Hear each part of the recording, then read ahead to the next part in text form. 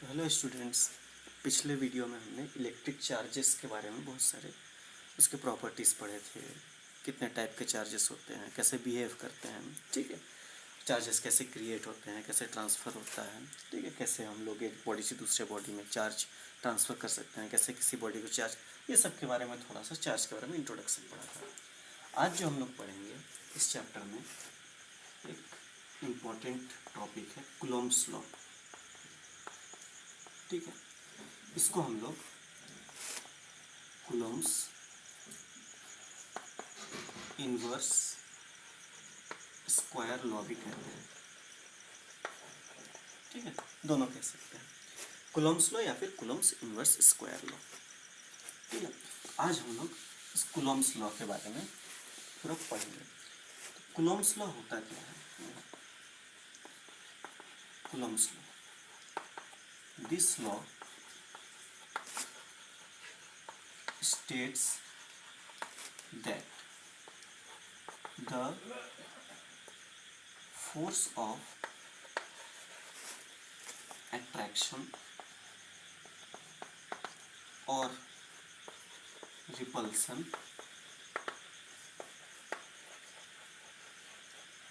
between two charges is directly proportional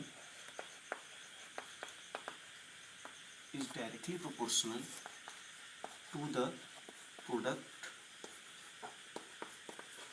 of their magnitude and inversely proportional to the square of the distance between them, ठीक है। ये हो गया इस Coulomb's law के बारे में। This law states that the force of attraction और repulsion between two charges is directly proportional to the product of their magnitudes and inversely proportional to the square of the distance between them. This force acts along the line joining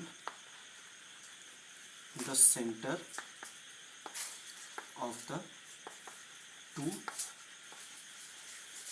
charges. इसका definition पूरा note करेंगे, ठीक है। इसको note कर लेना है पूरा डेफिनेशन कूलॉम्स लॉ का है। कूलॉम्स इनवर्स स्क्वायर लॉ भी लिखते हैं इसको, ठीक है। दोनों एग्जाम में कुछ भी पूछ सकता है, कूलॉम्स लॉ भी पूछ सकता है, कूलॉम्स इनवर्स स्क्वायर लॉ भी पूछ सकता है। तो डेफिनेशन में ये पूरा लंबा सा डेफिनेशन इसका लिखना है, ठीक है। तो वीडियो को पॉज करके नोट कर लेना है आपको डेफिनेशन। इसके बाद आगे बढ़ते हैं, कूलॉम्स लॉ को अच्छे से डीपली समझते हैं कि क्या है एक्चुअली कूलॉम्स लॉ, ठीक है। डेफिनेशन के हिसाब से हम इसका डिराइव करने की कोशिश करेंगे। मान लेते हैं दो चार्ज है अपने पास, ठीक है। दो चार्ज, एक Q1 चार्ज है, एक Q2 चार्ज है, ठीक है। दोनों के सेंटर हो गया ये लाइन ज्वाइन करती है दोनों के सेंटर्स को, ठीक है। दोनों के सेंटर को ज्वाइन करता है, एक लाइन ड्रॉ करते हैं। ये डिस्टेंस मान लेते हैं कि दोनों के बीच में डिस्टेंस R है। Late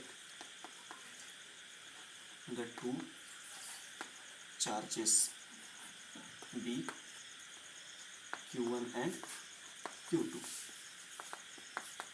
Distance between them is equal to R. अब देखो दो चार्ज है, दोनों चार्ज एक दूसरे पर फोर्स लगाते हैं, ठीक है। मान लेते हैं दोनों पॉजिटिव चार्ज है। अगर दोनों पॉजिटिव चार्ज दोनों एक दूसरे को रिपेल करेंगे, दूर भगाने की कोशिश करेंगे दोनों, ठीक।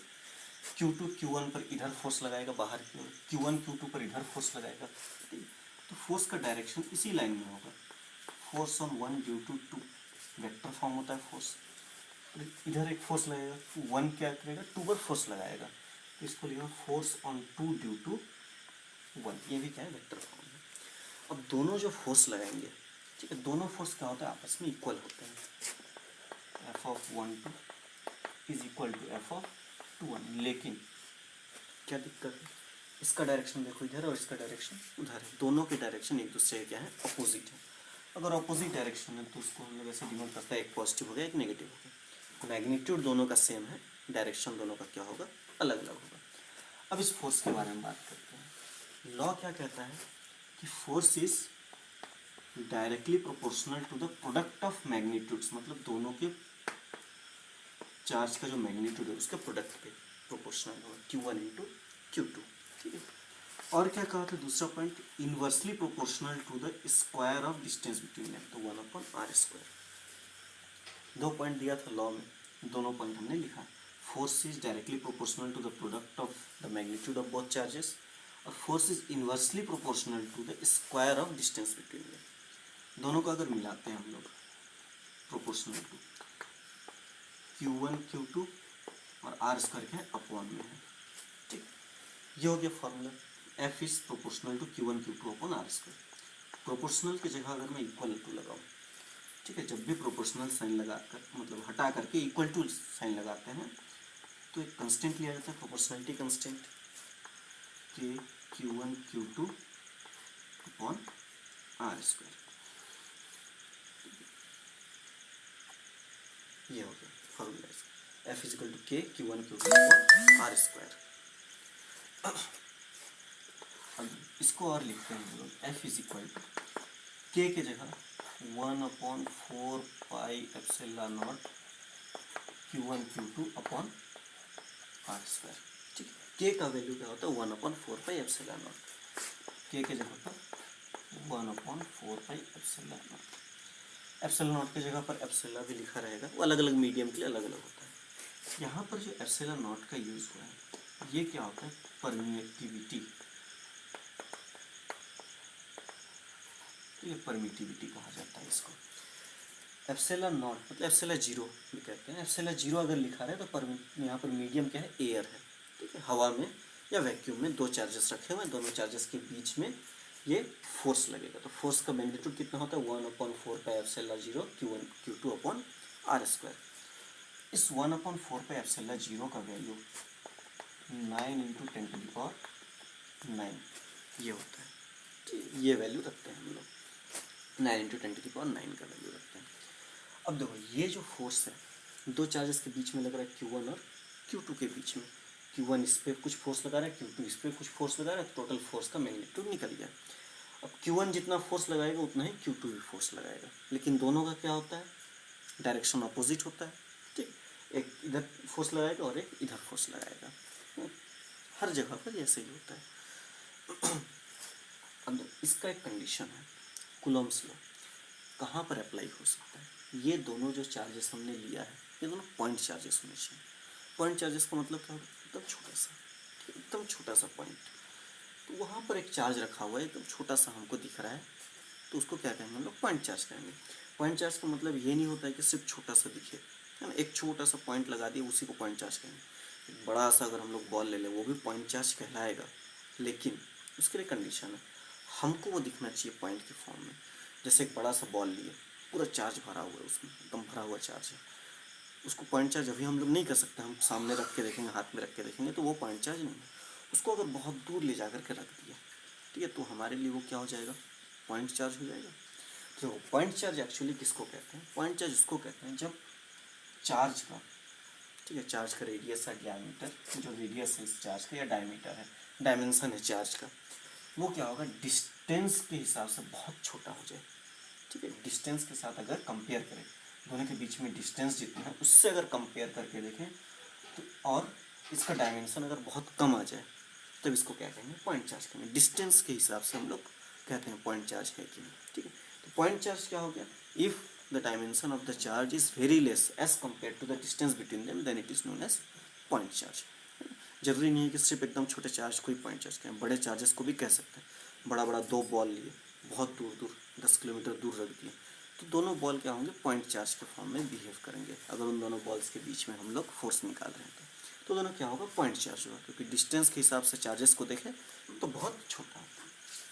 तो ये हो गया कूलम्स लॉ का formula, F = 1/4πε0 Q1 Q2 upon R square, या फिर इसको शॉर्ट फॉर्म में F = K Q1 Q2 upon R square. अब इसमें हम लोग आगे बढ़ते हैं थोड़ा सा। F का फॉर्मूला क्या है,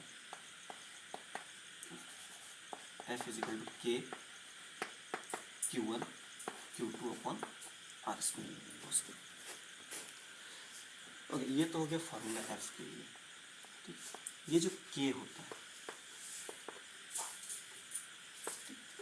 इस K का अगर हम लोग निकालते हैं formula, K = F × R square upon Q1 × Q2। ठीक है, K का यूनिट देखो क्या होगा, यूनिट ऑफ K का यूनिट अगर निकालते हैं, फोर्स का यूनिट होता है न्यूटन, R मतलब डिस्टेंस, डिस्टेंस का होता है मीटर स्क्वायर है, मीटर स्क्वायर। Q चार्ज का यूनिट होता है कूलम, कूलम इंटू कूलम 2 बार है तो कूलम स्क्वायर। तो यूनिट ऑफ K क्या हो जाएगा, न्यूटन मीटर स्क्वायर पर कूलम स्क्वायर, या फिर लिख सकते हैं Newton metre square coulomb C⁻² लिख सकते हैं। तो K का वैल्यू क्या बताए थे, थोड़ी देर पहले बताए थे, 9 × 10⁹। यहाँ पर लिख सकते हैं न्यूटन मीटर स्क्वायर पर कूलम स्क्वायर। ठीक, ओके, तो ये हो गया K के बारे में। ठीक है, परमिटिविटी कंस्टेंट, डाइलेक्ट्रिक कंस्टेंट भी कहा जाता है इसको। ठीक है, अब हम लोग देखते हैं इसी फोर्स का जो फॉर्मूला है अभी क्या है, F = K Q1 Q2 upon R square. यह है स्केलर फॉर्म में। ठीक है, स्केलर फॉर्म में है, डायरेक्शन के हिसाब से ये नहीं आया। और हम लोग निकालते हैं इसी को वेक्टर फॉर्म में। ठीक, दो चार्जेस हैं Q1 और Q2, दोनों को जोड़ता हुआ लाइन है, दोनों के बीच में डिस्टेंस R है। ठीक है, इधर फोर्स जो लग रहा है F(1) ड्यू टू 2, और इधर जो फोर्स लग रहा है F(2) ड्यू टू 1। ठीक, ऐसे लिख सकते हैं।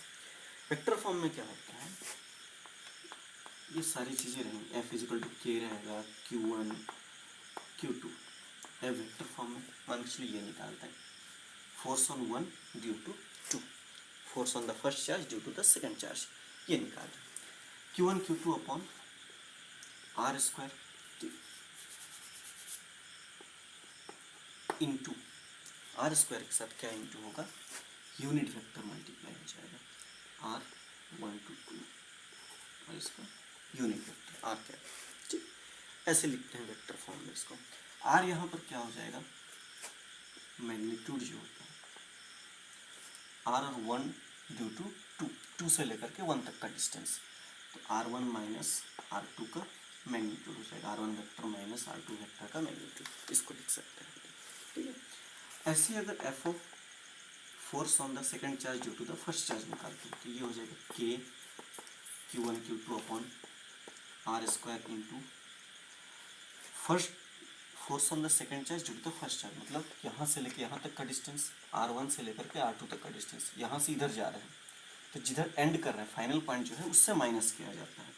तो इसको भी इस हिसाब से लिख सकते हैं, K Q1 into Q2 upon mod of R2 minus R1 vector whole square into ये क्या हो जाएगा 2 1, क्या यूनिट वेक्टर हो जाएगा 2 से लेकर के 1 तक का, 8 ऐसे लिख सकते हैं हम लोग। ठीक है, तो ये हो गया दोनों फोर्सेस, एक force on the first charge due to the second charge और force on the second charge due to the first charge. दोनों फोर्सेस के बारे में हमने क्या पढ़ा था कि दोनों फोर्सेस क्या होता है, आपस में इक्वल होता है। ठीक है, उस हिसाब से अगर लिखें तो force on the first charge due to the second charge is equal to negative of force on the second charge due to the first charge. दोनों का मैग्नीट्यूड सेम है लेकिन दोनों का डायरेक्शन क्या है, अलग अलग। अगर हम लोग इसको मॉड में लिखें, ठीक है, मॉड मतलब सिर्फ मैग्नीट्यूड लिया जाएगा, डायरेक्शन नहीं लिया जाएगा, तो दोनों क्या हो जाएंगे, इक्वल हो जाएंगे, माइनस से हट जाएगा। ठीक, ये सिर्फ मैग्नीट्यूड है, मॉड लगा दिया मतलब सिर्फ मैग्नीट्यूड, मॉड नहीं लगाया तो वेक्टर फॉर्म में है तो डायरेक्शन की हम लोग काउंट कर रहे हैं। अब अगर दोनों चार्जेस इसमें दोनों चार्जेस के कारण जो फोर्स है F on 1 due to 2 is equal to negative F on 2 due to 1। दोनों को अगर हम लोग ऐड करते हैं मतलब इसको इधर ट्रांसफर करेंगे plus F on 2 due to 1 is equal to क्या हो जाएगा 0। तो क्या हो जाएगा नेट फोर्स जो होगा इसका बाहर से देखने पर हमको 0 दिखेगा। ठीक है, बाहर से अगर हम लोग देखें इस सिस्टम को तो बाहरी चीज़ों को 0 फोर्स दिखेगा। इन दोनों को आपस में फोर्स लग रहा है लेकिन नेट फोर्स क्या हो गया 0 हो गया। Q1 जितना फोर्स इस पर लगा रहा था Q2 उतना ही फोर्स इस पर लगा रहा था। ठीक है, लेकिन दोनों का मैग्नीट्यूड क्या है बराबर। दोनों फोर्स को अगर ऐड करें मिला दिया जाए तो नेट फोर्स क्या हो जाता है 0 हो जाता है। तो ये हो गया दोनों तरीके का फॉर्मूला। एफ वेक्टर क्या लिख सकते हैं हम लोग is equal to Q1 Q2 upon R square into R cap, ये लिखा जा सकता है। ठीक है, ये हो गया फोर्स का स्केलर फॉर्म और फोर्स का वेक्टर फॉर्म। ये हो गया कूलम्ब्स लॉ। कूलम्ब्स लॉ क्या बताया था कि दो चार्जेस के बीच में कुछ डिस्टेंस पे, ठीक है, दो चार्जेस कुछ डिस्टेंस पे रखे हुए हैं, मान लीजिए डिस्टेंस आर है, चार्जेस क्या है Q1 Q2, तो उसके बीच में जो फोर्स लगता है वो कितना होता है प्रोपोर्शनल होता है किसके Q1 Q2 मतलब दोनों चार्जेस के मैग्नीट्यूड के प्रोडक्ट के, दोनों को मल्टीप्लाई करने पर जो आता है उस प्रोडक्ट के डायरेक्टली प्रोपोर्शनल होता है, और जो डिस्टेंस है दोनों के बीच में उसके स्क्वायर के इन्वर्सली प्रोपोर्शनल होता है। तो Q1 Q2 upon R square, proportional का साइन हटा के इक्वल लगाते हैं तो एक प्रोपोर्शनलिटी कंस्टेंट लेते हैं के का वैल्यू होता है 1/4 पाई एप्सिलॉन नॉट। ठीक है,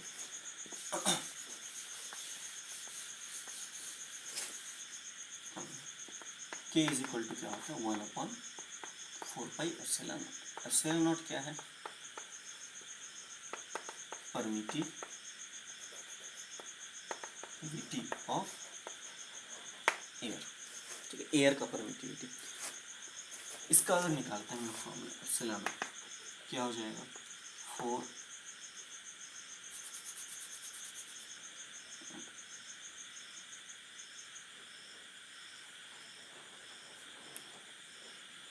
1/4 पाई के।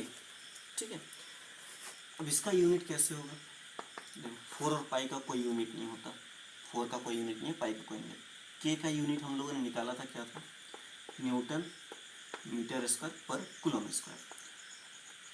यूनिट निकाल रहे हैं unit of epsilon, unit of epsilon not सिर्फ निकालेंगे तो क्या हो जाएगा न्यूटन ऊपर लेंगे तो न्यूटन इन्वर्स में आ जाएगा, n⁻⁻, मीटर भी ऊपर जाएगा m⁻², कूलम ऊपर जाएगा तो कूलम पॉजिटिव आ जाएगा, कूलम टू द पावर 2 है ना। तो यूनिट ऑफ एप्सिलॉन नॉट लिख सकते हैं कूलम स्क्वायर पर न्यूटन पर मीटर स्क्वायर, ये हो गया एप्सिलॉन नॉट का यूनिट परमिटिविटी का। अब मान के चलो एयर की जगह पर कोई दूसरा दिया हुआ है, दूसरा कुछ चीज रखा हुआ है, when medium is other than air, air ना होकर के कुछ और मीडियम। तो एफ इज इक्वल टू लिखते हैं के Q1 Q2 upon R square, ये तो रहेगा। के में जो 1/4 पाई एप्सिलॉन नॉट लिखते थे उसके जगह सिर्फ एप्सिलॉन लिखेंगे, एप्सिलॉन 0 सिर्फ एयर की लिखते, यहाँ पर क्या रहेगा एप्सिलॉन उस मीडियम का क्या रहेगा परमिटिविटी, यह हो गया परमिटिविटी ऑफ द मीडियम। ठीक है, उस मीडियम का परमिटिविटी। तो ये कुछ फॉर्मूले हैं, सबको नोट करना है। ठीक है, क्या क्या फॉर्मूला आज मिला हमको कूलम्ब्स लॉ से, F is equal to K Q1 Q2 upon R square या 1/4 pi epsilon 0 Q1 Q2 upon R square, ये हो गया कूलम्ब्स लॉ। तो कूलम्ब्स लॉ क्या बताता है दो चार्जेस के बीच में मतलब कुछ डिस्टेंस पे अगर दो चार्जेस रखें तो उनके बीच में कितना फोर्स लगेगा, चाहे वो फोर्स ऑफ अट्रैक्शन हो चाहे रिपल्सन हो। अब कूलम्ब्स लॉ कुछ लिमिटेशंस हैं इसमें, कुछ कमियां रह गई हैं, तो लिमिटेशंस ऑफ कूलम्ब्स लॉ देखते हैं। लिमिटेशंस ऑफ कूलम्ब्स लॉ, ठीक है। सबसे पहला लिमिटेशन only applies या only applicable for point charges। छोटे छोटे चार्जेस अगर पॉइंट चार्जेस अगर हैं तभी एप्लीकेबल है। बड़ा सा एक चार्ज ले लिए और पास पास रख दिए दोनों को, तब उसमें एप्लीकेबल नहीं होगा। अगर पॉइंट चार्ज नहीं है तो उसमें कूलम्स लॉ एप्लीकेबल नहीं होता। सेकेंड लिमिटेशन है इसका, only true for charges at rest. ठीक है, चार्ज अगर रुका हुआ है तभी ये लॉ एप्लीकेबल होगा। अगर चार्ज चल रही, मूविंग चार्जेस अगर हैं तब ये लॉ एप्लीकेबल उसमें नहीं हो सकता। ठीक है, तो चार्जेस अगर रुकी हुई है, रेस्ट पे हैं, तभी ये लॉ एप्लीकेबल होगा। दोनों चार्जेस रेस्ट पे होनी चाहिए। एक चार्ज रेस्ट पे, एक चार्ज मूव कर रहा है तब भी एप्लीकेबल नहीं होगा। दोनों चार्जेस मूव कर रहे हैं तब भी एप्लीकेबल नहीं होगा। दोनों चार्जेस क्या है, एक जगह पर रुकी होनी चाहिए, चार्जेस एट रेस्ट होनी चाहिए, तभी ये लॉ एप्लीकेबल होगा, सही बैठेगा। ठीक है, थर्ड है